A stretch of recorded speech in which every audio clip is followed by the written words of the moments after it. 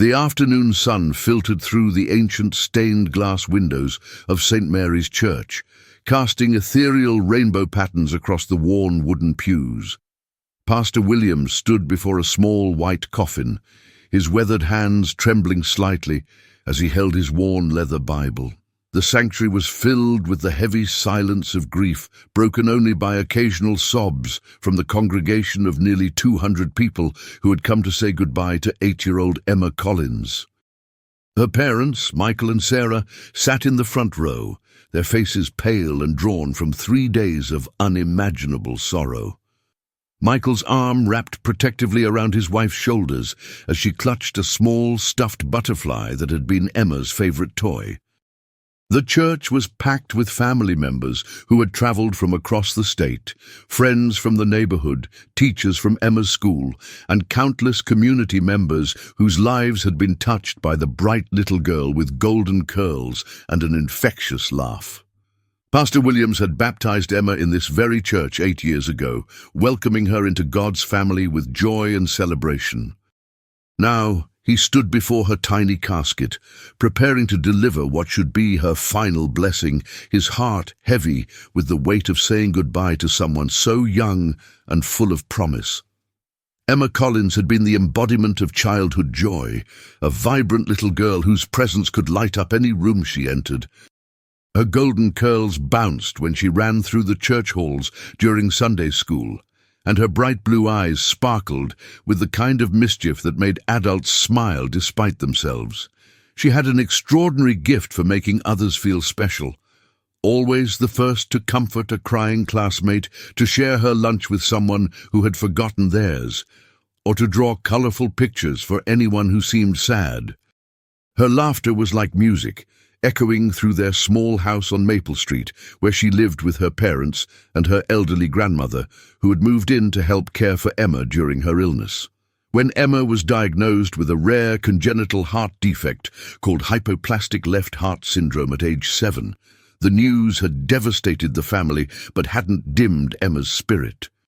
Even during the most difficult treatments at Children's Hospital, she maintained her optimistic outlook, telling jokes to cheer up other young patients, and insisting on wearing her favorite butterfly hair clips to every medical appointment.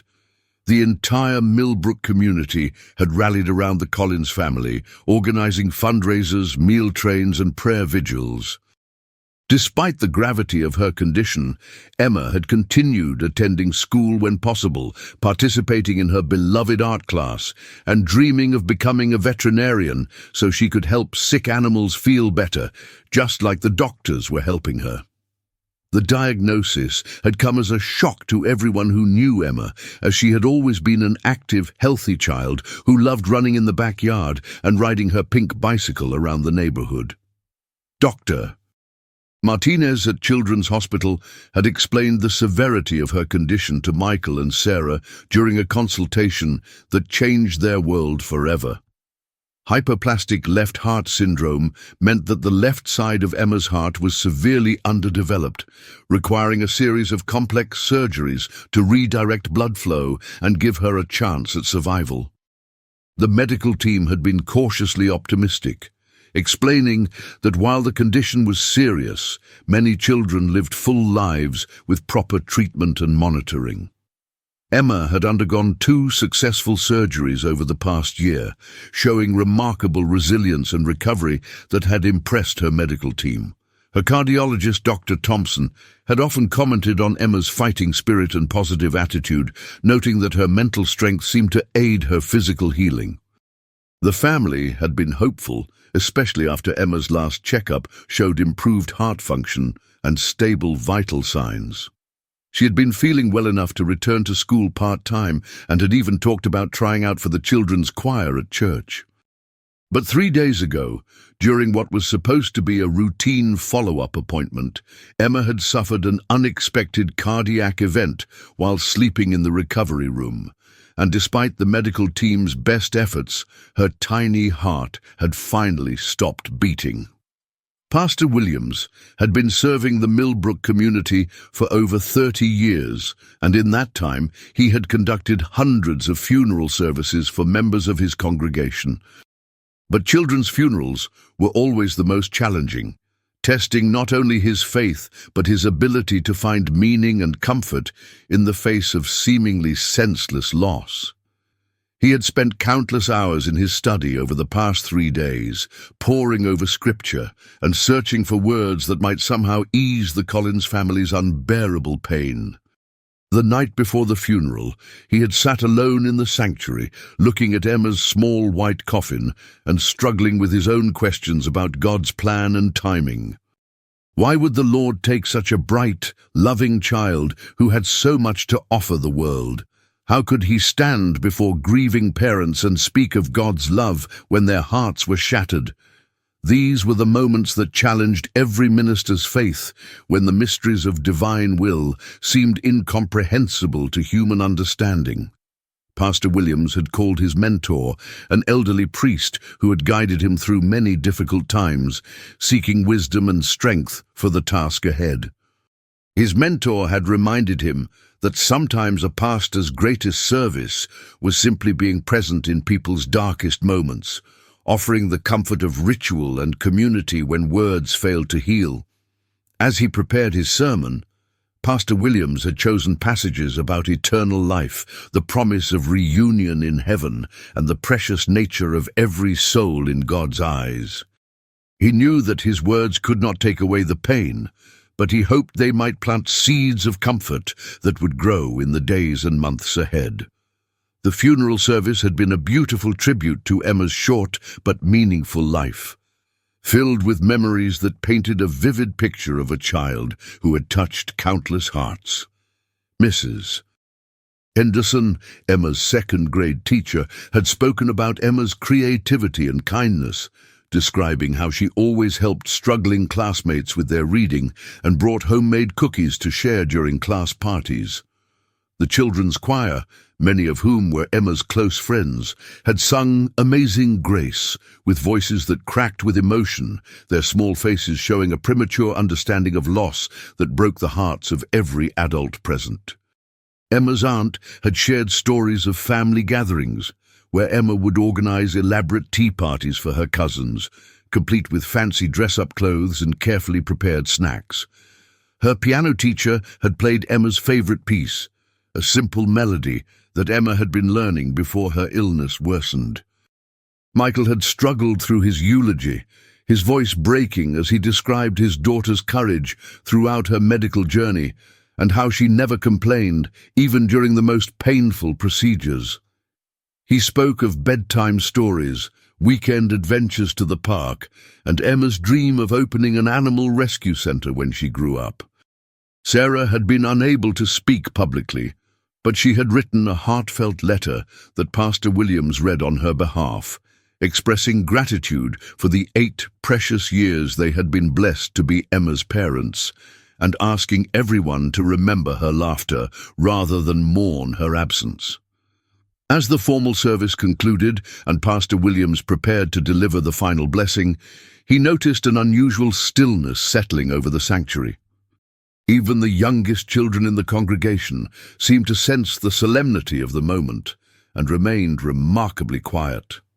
The afternoon light had shifted throughout the service, and now long shadows played across Emma's coffin in patterns that seemed almost supernatural. White roses and baby's breath adorned the small casket, along with dozens of colorful drawings and letters from Emma's classmates, expressing their love and promising to remember her always. Pastor Williams had carefully selected a passage from Matthew 19:14, where Jesus said, "Suffer little children to come unto me, and forbid them not, for of such is the kingdom of heaven."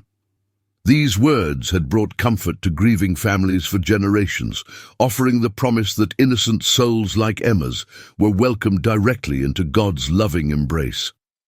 His voice had been steady throughout the service, though inside he felt the familiar ache that accompanied these profound moments of loss. The congregation hung on every word he spoke, desperate for any thread of hope or meaning that might help them process their grief. Mrs. Collins clutched her husband's hand so tightly that her knuckles had turned white, while Mr. Collins stared straight ahead with a fixed expression, his jaw clenched in an effort to maintain his composure for his wife's sake. The collective weight of grief filled every corner of the sanctuary, creating an atmosphere so heavy it seemed almost tangible. "Lord, we commit young Emma's precious spirit into your loving and eternal hands," Pastor Williams began, his voice carrying clearly through the sanctuary's excellent acoustics. He spoke eloquently about Emma's bright spirit and the immeasurable joy she had brought to everyone fortunate enough to know her. His words were carefully chosen, balancing the reality of their devastating loss with the hope of eternal reunion in God's heavenly kingdom. The congregation listened intently, some nodding through their tears, as his words resonated with their own faith and understanding of divine love. He spoke of the mystery of God's timing, acknowledging that human minds cannot always comprehend the ways of the Almighty, but that faith required trusting in a greater plan beyond earthly understanding. As he continued the blessing, he found himself looking not just at the small coffin before him, but at Emma's parents and extended family, trying to offer them strength through his words and unwavering presence. The familiar ritual of the funeral service provided structure and meaning to the overwhelming emotion that filled the church, giving everyone a framework for expressing their love and saying their final goodbyes. Pastor Williams had learned over his 3 decades of ministry that sometimes the most important aspect of his role was simply being present in these moments of profound loss, bearing witness to both the depth of human love and the pain of separation with unwavering faith in God's ultimate mercy and justice. As Pastor Williams raised his hands toward heaven for the concluding prayer of committal, something extraordinary and inexplicable began to happen. A sound emerged from the direction of Emma's coffin, soft at first, almost imperceptible, like the whisper of silk fabric brushing against polished wood. The experienced pastor paused mid-sentence, his trained ear immediately detecting something that seemed out of place in this solemn moment. The congregation remained in their posture of prayer, heads bowed and eyes closed, completely unaware of the subtle but significant change occurring in the atmosphere around them. But Pastor Williams felt his heart skip a beat as he heard the sound again, this time slightly louder and more distinct. It was a noise that simply didn't belong in this sacred moment of final farewell, in this place where they had come to say goodbye to a beloved child. His eyes widened with growing alarm and confusion as he focused intently on the small white coffin before him, his pastoral instincts and years of experience telling him that something was profoundly and mysteriously different. He had presided over hundreds of funeral services throughout his long ministry, and he had never experienced anything like what seemed to be happening before his very eyes. Every nerve in his body was suddenly alert as he stood frozen in place, his blessing left incomplete in mid-sentence, straining to confirm what his ears were telling him, but his mind was struggling to accept. Then it happened again. Unmistakably this time, impossible to dismiss or explain away. A soft rustling sound emanated clearly from within the confines of the small coffin, followed by what sounded incredibly, impossibly, like a gentle sigh from tiny lungs. Pastor Williams felt his breath catch painfully in his throat as he witnessed something that challenged everything he thought he understood about the finality of death and the boundaries between life and eternity. His hands, still raised in the traditional posture of blessing, began to tremble uncontrollably as his mind raced to process what was occurring before his disbelieving eyes. The rational, educated part of his consciousness searched desperately for logical explanations, perhaps the settling of bodily tissues, air escaping naturally from the lungs, or some other post-mortem phenomenon that could account for what he was experiencing. But his spiritual intuition, honed and refined by 30 years of pastoral ministry and countless encounters with the divine, told him with absolute certainty that he was witnessing something far beyond the natural order of things. The congregation remained deep in prayer, their heads still respectfully bowed, completely unaware that their beloved pastor was experiencing what might prove to be the most profound and miraculous moment of his entire 3-decade ministry.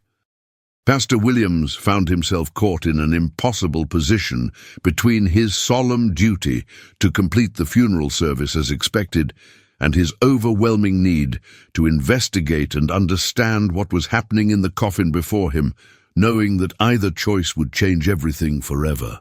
With trembling hands and a heart pounding so violently he was certain the entire congregation could hear its thunderous beating, Pastor Williams took several cautious steps closer to Emma's coffin. The mysterious sounds were becoming more frequent now, soft, rhythmic movements that seemed to suggest the impossible presence of life where medical science had confirmed there should be none. His extensive theological training and decades of pastoral experience warred against the undeniable evidence of his senses as he struggled to comprehend and accept what was happening before him. Emma had been thoroughly examined by multiple qualified physicians, had been officially pronounced deceased 3 days ago, and had shown absolutely no signs of life during the extensive preparation for her funeral service.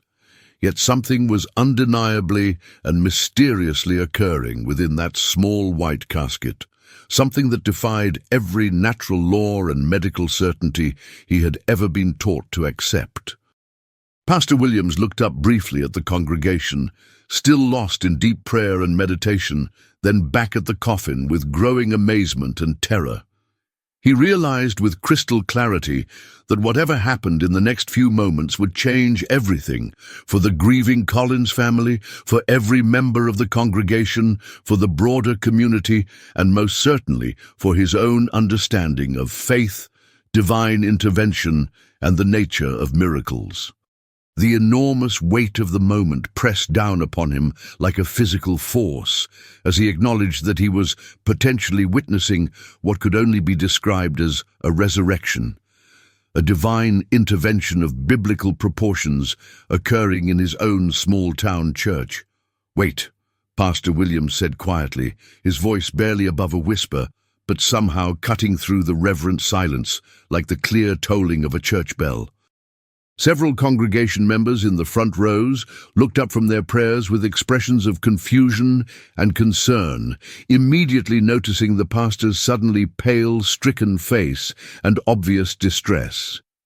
Michael and Sarah Collins raised their heads simultaneously, their expressions rapidly shifting from deep grief to growing alarm as they observed their pastor's unprecedented behavior and apparent shock.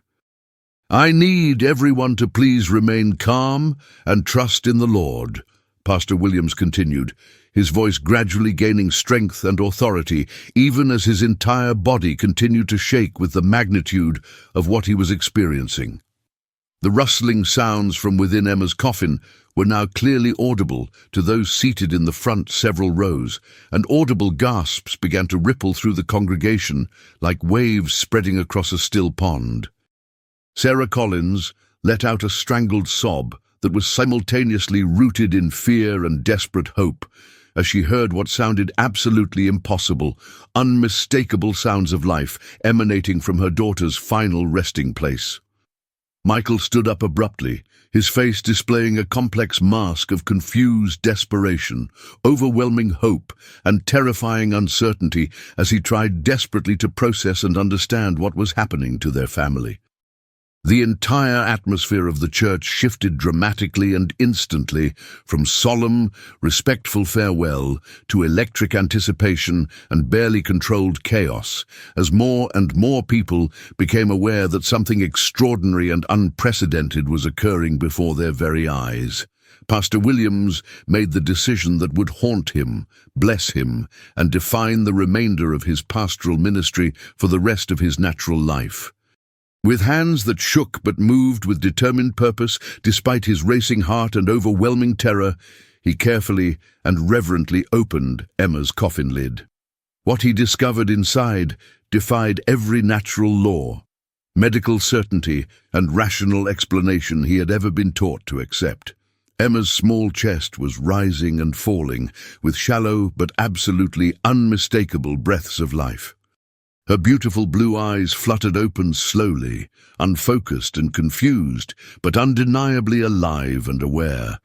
And she made a small, precious sound that was undoubtedly the most beautiful noise anyone in that packed sanctuary had ever heard in their entire lives. The congregation immediately erupted into complete chaos, some people screaming in shock and disbelief, others falling to their knees praising God with voices raised in wonder, and still others fainting from the overwhelming emotional impact of witnessing the impossible. Sarah Collins pushed past the first row of wooden pews with superhuman strength and collapsed at her daughter's coffin side, reaching for Emma with hands that shook with disbelief, overwhelming joy, and desperate maternal love. "Emma, Emma, my precious baby," she cried out with a voice that broke with every possible human emotion simultaneously. Michael was immediately behind her, his face displaying a mixture of wonder, terror, gratitude, and complete bewilderment as he witnessed what appeared to be his beloved daughter returning from the very gates of death itself. Emergency medical services were called immediately, and within mere minutes, the peaceful sanctuary was filled with paramedics, emergency medical technicians, and various medical personnel who had been strategically stationed nearby for the planned funeral procession to the cemetery. Dr. Martinez, the same physician who had solemnly pronounced Emma deceased just 3 days earlier, arrived on the scene and found himself face to face with what could only be described as medical impossibility of the highest order. Emma was weak, but clearly responsive to voices and touch, her vital signs indicating that she was indeed genuinely alive, though her overall condition remained extremely critical and required immediate medical intervention.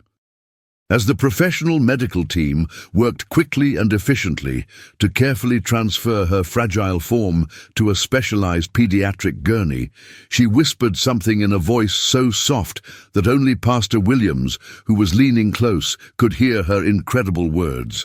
"I saw the most beautiful lights, and someone with a kind voice told me it wasn't my time yet." The experienced medical team worked with practiced urgency to stabilize her condition for immediate transport back to Children's Hospital, while the congregation remained in the church sanctuary, many still on their knees in prayer and thanksgiving, others simply standing in stunned, reverent silence, trying to process what they had just witnessed. The Collins family rode with Emma in the ambulance, their entire world turned completely upside down once again, but this time by overwhelming joy and renewed hope rather than devastating grief and loss. News of the miraculous event spread like wildfire through the small town of Millbrook, and by evening, reporters, medical experts, theologians, and curious onlookers from across the region were arriving to investigate and attempt to understand what had happened. In the days and weeks that followed this extraordinary event, medical experts from prestigious institutions across the country examined Emma extensively, conducting every possible test and evaluation to try to understand and explain what had occurred in St. Mary's Church that afternoon. Some respected physicians suggested catalepsy, an extremely rare condition that can mimic death so convincingly that even experienced medical professionals can be deceived, though such cases had never been documented to last for 3 full days without any detectable vital signs. Other medical experts proposed that Emma's unique and complex heart condition might have caused an extraordinarily rare cardiac event that perfectly simulated death before spontaneously resolving itself through mechanisms not yet understood by modern medical science. Neurologists studied her brain activity, cardiologists examined her heart function, and teams of specialists ran countless tests searching for answers. But for the Collins family and the faithful congregation of St. Mary's Church, the clinical explanations and medical theories mattered far less than the undeniable miracle they had witnessed with their own eyes. Emma made a remarkably full recovery over the following months, and amazingly, her previously life-threatening heart condition showed significant improvement that baffled her medical team. Dr. Thompson, her cardiologist, admitted that Emma's heart function was now better than it had ever been since her original diagnosis. She returned to being the bright, joyful, energetic child that everyone remembered and loved, attending school full-time, participating in church activities, and pursuing her dream of helping animals. Pastor Williams never forgot that transformative afternoon when he learned that faith sometimes requires witnessing and accepting the impossible, and his own spiritual understanding was forever deepened by the experience. The small white coffin that had contained Emma was respectfully donated to the church museum, where it became a powerful symbol of hope and divine intervention for countless visitors from around the world. Emma's incredible story spread far beyond the borders of Millbrook, inspiring books, documentaries, and countless discussions about the nature of miracles in the modern world. Medical journals published detailed case studies, though no definitive explanation was ever reached. Religious scholars debated the theological implications, while skeptics searched for rational explanations. But for those who were present that day, no amount of analysis could diminish what they had experienced. 5 years later, Emma, now 13 years old and flourishing, still attends St. Mary's Church every Sunday with her grateful parents, serving as a living, breathing reminder that sometimes miracles happen precisely when we least expect them, but need them most desperately. She often helps Pastor Williams with Sunday school, sharing her story with younger children and teaching them that faith means believing in possibilities beyond human understanding. The Collins family established a foundation to help other families facing pediatric heart conditions, and Emma dreams of becoming a pediatric cardiologist to help other sick children. Pastor Williams, now approaching retirement, considers that afternoon the defining moment of his ministry, a divine gift that strengthened not only his own faith, but the faith of everyone who witnessed or heard about Emma's return to life. Thank you so much for listening to Emma's incredible and inspiring story. This remarkable tale reminds us that hope can emerge from our darkest moments, and that love, faith, and divine grace truly transcend all earthly boundaries. Please write in the comments where you're listening to this story from around the world. We love hearing from our amazing global community and connecting with people whose hearts have been touched by these powerful stories. And if this miraculous story moved your heart and strengthened your faith, please subscribe to our channel for more amazing true stories that will inspire, uplift, and remind you of the extraordinary power of hope and miracles in our world. Until next time, keep believing in the incredible power of hope, love, and divine intervention in our lives.